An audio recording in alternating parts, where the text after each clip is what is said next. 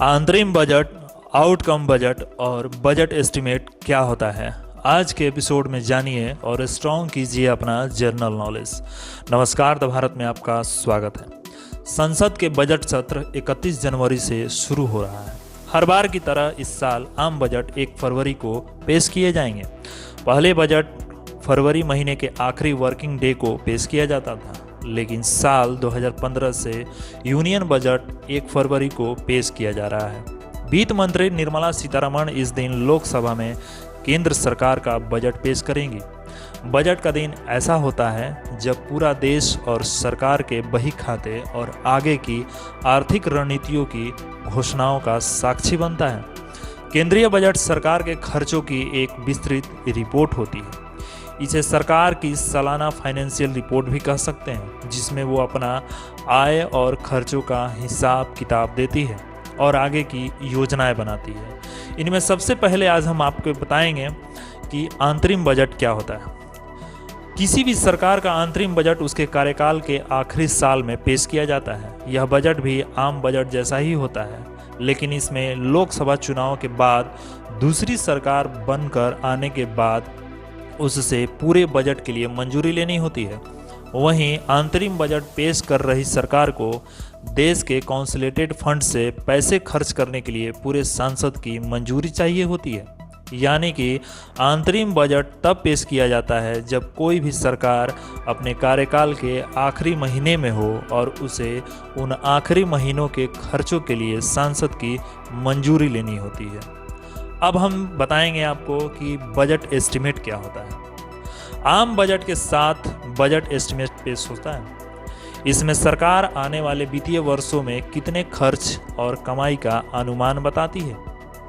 सरकार बताती है कि उसे वित्तीय वर्ष में individual income tax, corporate income tax, custom duty, GST revenue, dividends, public sector undertaking से आने वाले प्रॉफिट और डाइवेस्टमेंट जैसे दूसरे स्रोतों से कितनी कमाई मिलने की उम्मीद रहती है। बजट एस्टीमेट में सरकार अपनी कमाई के साथ साथ अपने खर्चों का अनुमान भी जारी करती है। इसके साथ ये भी बताया जाता है कि उस वित्तीय वर्ष में उसके अलग अलग मंत्रालयों और विभागों में किन किन योजनाओं पर कितने पैसे खर्च होने का अनुमान है, इसलिए इसे बजट एस्टीमेट कहा गया। अब हम आपको बताएंगे रिवाइज्ड एस्टीमेट क्या होता है, ये भी जान लीजिए। अब जैसा कि किसी भी एंटिट के साथ होता है, अनुमान तो अनुमान ही होते हैं, असली नतीजे ऊपर नीचे भी हो सकते हैं। तो उसी तरह साल भर में सरकार के खर्चे और कमाई के आंकड़े ऊपर नीचे हो सकते हैं, जिनमें कि हम अंग्रेजी में वेरिएशन कहते हैं। इसके लिए पेश किया जाता है और रिवाइज्ड एस्टीमेट यानी कि संशोधित अनुमान के तौर पर होता है। ये सरकार ये रिवाइज्ड आंकड़े अगले साल के बजट में पेश करती है। हाँ, लेकिन नियम यह है कि अगर सरकार अपने संशोधित अनुमान में कोई खर्च अलग से जोड़ना चाहती है तो उसे इसके लिए पहले से संसद की मंजूरी लेनी होगी, तभी वो ये काम कर सकती है। इसलिए इसे रिवाइज्ड एस्टीमेट कहा गया।